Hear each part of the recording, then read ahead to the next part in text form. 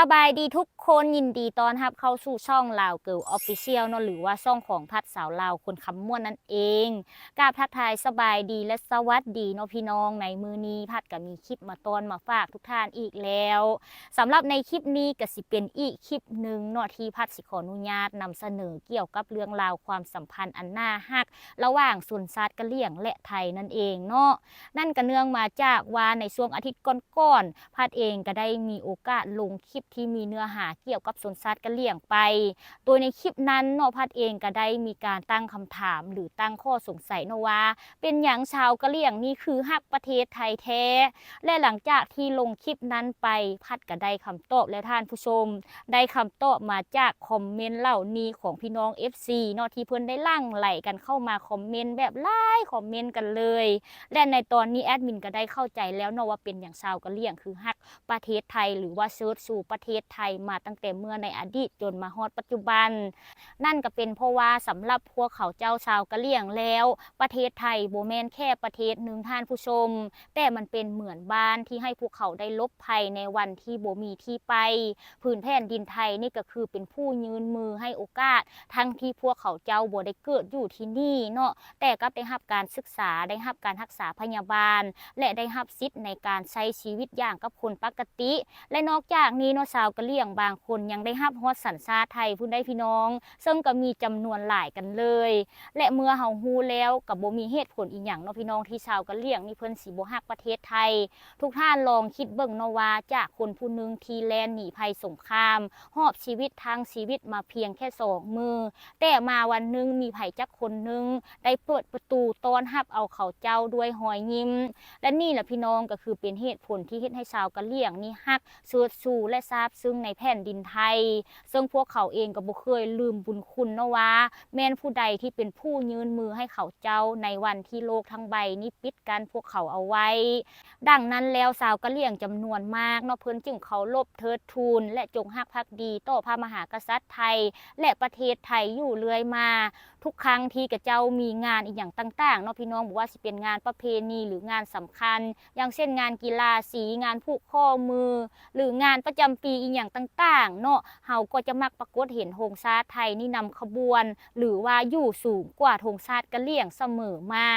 ซึ่งในคลิปนี้แอดมินก็ได้หยิบยกเอาคลิปน่าฮักของชาวกะเหรี่ยงมาให้ทุกท่านได้เบิ่งได้ชมนำกันอีกแล้วซึ่งต้องบอกเลยเนาะว่าเมื่อได้เห็นแล้วแอดมินเป็นคนลาวยังรู้สึกซาบซึ้งใจแทนคนไทยเลยและบ่น่าเชื่อเนาะพี่น้องว่าชาวกะเหรี่ยงนี่เพิ่นสิให้เกียรติธงชาติไทยและประเทศไทยขนาดนี้ซึ่งในคลิปสิเป็นจังใดเฮาก็ไปเบิ่งไปพร้อมๆกันเลยท่านผู้ชม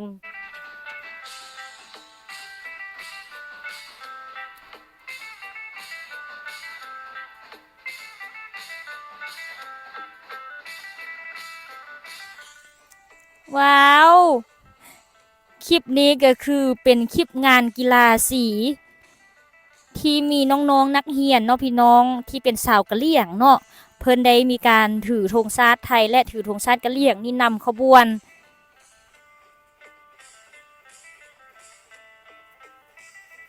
โอ้โห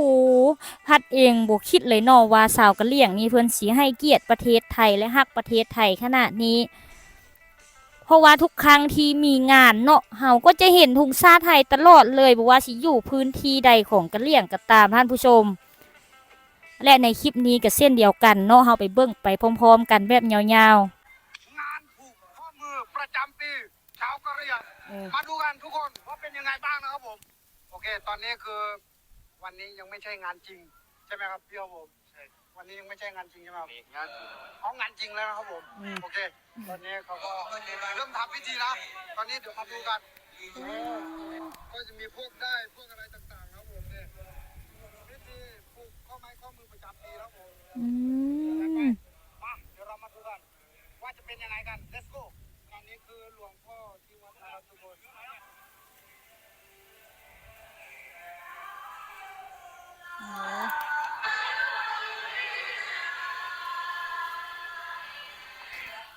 งานพิธีผูกข้อมือประจำปีนี่ก็คือเป็นอีกพิธีหนึ่งที่มีความสำคัญต่อชนชาติกะเหรี่ยงเลยก็ว่าได้เนาะพี่น้องที่ในทุกๆปีกระเจ้าก็คือจะจัดงานประเพณีนี้ขึ้นมาเนาะ ซึ่งถ้าเปรียบเทียบประเพณีของลาวก็สิเป็นประเภทเดือน3ออกไม้3ค่ำอย่างซี้น่ะพี่น้องที่แบบมีการผูกข้อไม้ข้อมือสู่ขวัญเข้าเนาะนี่ขบวนธงชาติไทยและธงชาติกะเหรี่ยงมาแล้วอำเภอแม่สอดจังหวัดตาก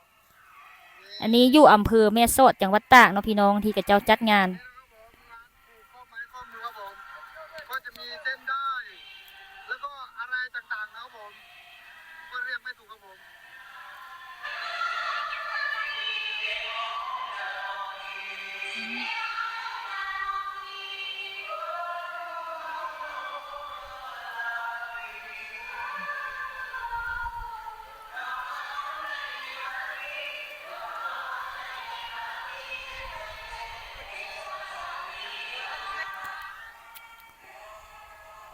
มีแต่ผู้งามๆเนาะผู้สาวกะเหรี่ยงเนาะ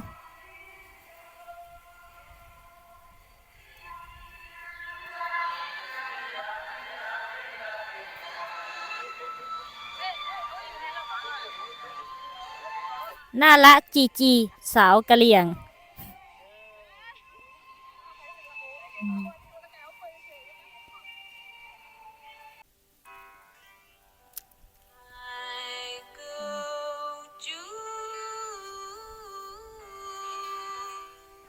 พี่น้องคลิปนี้ชาวกะเหรี่ยงถือพระบรมฉายาลักษณ์ของพระบาทสมเด็จพระเจ้าอยู่หัวรัชกาลที่10เนาะนำขบวนในงานผูกข้อมือเรียกขวัญชาวกะเหรี่ยงป้าพี่น้องกระเจ้าแสดงออกแบบถึงความจงรักภักดีอีหลีเนาะแล้วก็เจ้าเทิดทูนแบบพระมหากษัตริย์ไทยอีหลีชาวกะเหรี่ยงต้องยอมรับเลยพี่น้อง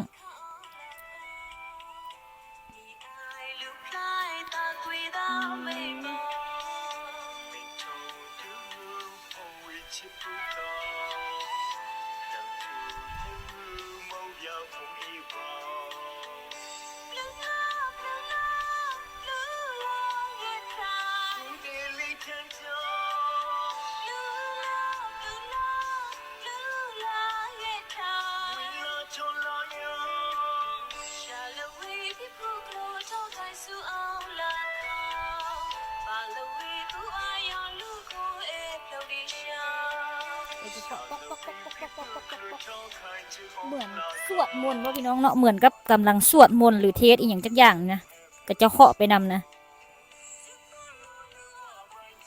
ในพานี่จะมีกล้วยมีข้าวต้ม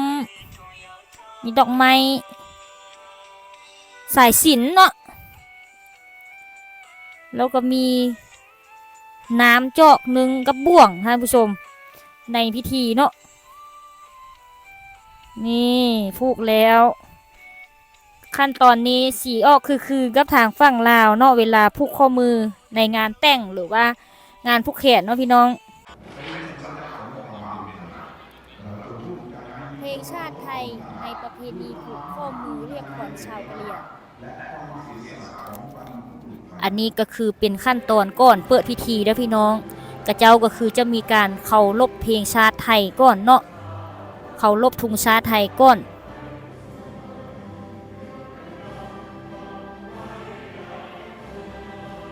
โอ้ในตอนนี้แอดมินนะยังคิดแล้วเนาะว่ากะเหรี่ยงนี่คือคนไทยเนาะพี่น้องคิดว่ากะเหรี่ยงนี่เป็นชนเผ่าหนึ่งที่อยู่ใน77จังหวัดของประเทศไทยไปแล้วหากก็มาฮู้มือเป็นข่าวเนาะว่ากะเหรี่ยงนี่อยู่ประเทศพม่าทางที่มีหมู่เป็นชาวกะเหรี่ยงแต่ก็บ่เคยถามเนาะมาต่อกันคลิปนี้ท่านผู้ชมหากแม้วันใดกะเหรี่ยงมีภัยเราคนไทยก็พร้อมยึดหยัดเคียงคู่คลิปนี้ก็คือเป็นนุ่มชาวกะเหรี่ยงเนาะที่เพิ่นได้มาโบกสะบัดธงชาติไทยและธงชาติกะเหรี่ยงอยู่เทิงภูเขาท่านผู้ชมซึ่งคลิปนี้กระเจ้าหน้าสิเฮ็ดเพื่อให้กำลังใจทหารไทยเนาะในช่วงที่แบบว่ามีการปะทะกับเขมรสินะป้านบักหล่าคือเป็นตะแพงแทนลูก เป็นจังใดกันแน่พี่น้องหลังจากที่ได้เบิ่งคลิปความน่าฮักของชาวกะเหรี่ยงจบไปซึ่งนี่ก็คือเป็นส่วนหนึ่งเท่านั้นเนาะที่พัดได้หยิบยกเอามาให้ทุกท่านได้เบิ่งซึ่งต้องบอกเลยเนาะว่าแต่ละคลิปนั้นก็คือเป็นคลิปที่ดีมีความหมายแล้วก็เป็นคลิปที่น่าฮักหลายเพราะมันบ่งบอกถึงการให้เกียรติให้ความเคารพต่อธงชาติไทยให้ความเคารพต่อพระมหากษัตริย์ไทยเป็นอย่างมากเบิ่งแล้วก็ฮู้เลยเนาะว่าชาวกะเหรี่ยงนี่ฮักประเทศไทยอย่างแท้จริงและบ่มีเหตุผลอีหยังเลยเนาะพี่น้องที่กับเจ้าสิบ่ฮักประเทศไทยก็คือที่เราฮู้กันดีเนาะที่พัดเว้ามาในคลิปหั่นละว่าไทยนี่ก็คือเป็นเหมือนอีกบ้านหลังนึงเนาะที่ให้พวกกับเจ้าได้ลบภัยเนาะท่านผู้ชมเป็นผู้ให้โอกาสให้ชีวิตเลยก็ว่าใดเนาะซึ่งในคลิปนี้ก็สิมีประมาณเท่านี้ล่ะที่พัดได้หยิบยกเอามาฝากมาตอนทุกท่านถ้าเกิดว่าในคลิปมีข้อมูลเนื้อหามีคำเว้าคำจาหรือว่ามีคำใดที่พัดได้เว้าผิดพลาดไปก็ต้องกราบขอโทษขออภัยทุกท่านไว้ณที่นี้นำเนาะซึ่งสำหรับในคลิปนี้ก็อาจสิมีสาระแน่แล้วก็บ่มีสาระแน่ป้าปนกันไปก็ช่วยๆกันเบิ่งเนาะพี่น้องซึ่งในคลิปหน้าพัดสิเฮ็ดคลิปหยังให้เบิ่งก็อย่าลืมท่าติดตามด้วยการกดไลค์กดแชร์กด Subscribe เพื่อเป็นกำลังใจให้พัดเฮ็ดคลิปต่อๆไปนำในมื้อนี้ก่อนจากกันไปก็คือเก้าเนาะพัดก็บ่ลืมที่จะขออวยพรให้พ่อแม่พี่น้องทุกคนทุกท่านที่เข้ามาเบิ่งมาชมคลิปนี้แต่ต้นจนจบคลิปจงมีสุขภาพแข็งแรงปราศจากโรคภัยไข้เจ็บนานาประการเฮงๆรวยๆตลอดปีและตลอดไปเด้อในมื้อนี้พัดต้องขอตัวลาไปก่อนขอกล่าวคำว่าสบายดีและสวัสดีค่ะบ๊ายบาย